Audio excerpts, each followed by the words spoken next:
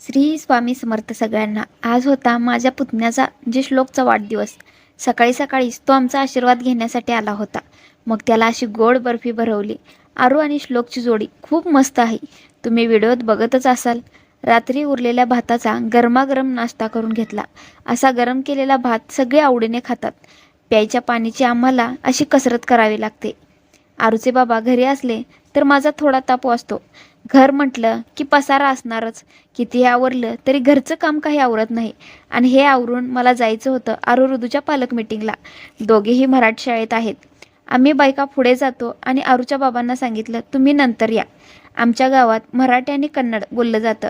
आमचं गाव हे महाराष्ट्र कर्नाटक बाँड्री असल्यामुळे दोन्ही भाषेचं शिक्षण इथं दिलं जातं।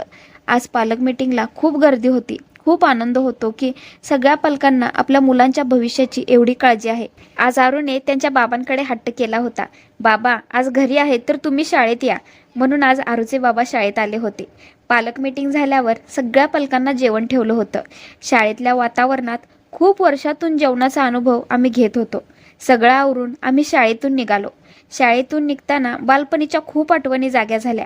संध्याकाळी आमच्या लाडक्या श्लोकचा वाढदिवस करायची तयारी चालू होती।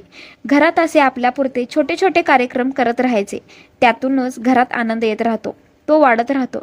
रोजचं जीवन खूप कंटाळवाणं वाटत असेल तर असे छोटे छोटे आनंदाचे क्षण आपण शोधले पाहिजेत।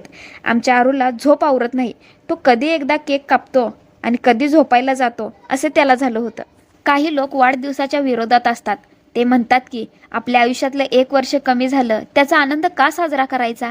पण त्यांना सांगते की आपण आपल्या आयुष्यातलं 1 वर्ष सुखाने जगलो, आपण या जगात टिकलो म्हणून साजरा करायचा। आणि आनंदी राहिल्याने तुमचे वय वाढते हे लक्षात ठेवा। आणि मुलांचे तर वाढदिवस नक्की करत जा, कारण त्यांना खूप हौस असते हो, आणि हौसेला कधीही मोल नसतं। आमचा ऋतू त्यांच्या काकीचा खूप लाडका, खूप ताईंना त्रास देत असतो। तो दोघे खूप भांडत असतात। तर बड्डेचा केक कापला आणि सगळ्यांनी तो बसून संपवला। मंडळी, अशाच गडबडीत आजचा दिवस गेला। तर व्हिडिओ कसा वाटला नक्की सांगा। तोपर्यंत श्री स्वामी समर्थ।